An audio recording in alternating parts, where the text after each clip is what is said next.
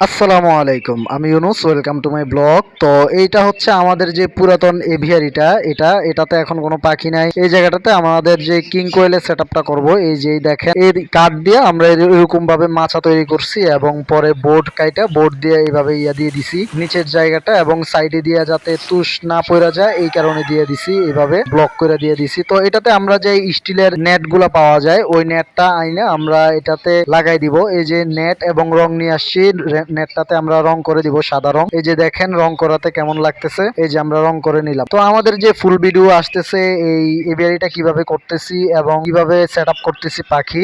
তো সবাই সুস্থ থাকবেন, ভালো থাকবেন। আজ এ পর্যন্তই, দেখা হবে পরবর্তী ভিডিওতে। টাটা।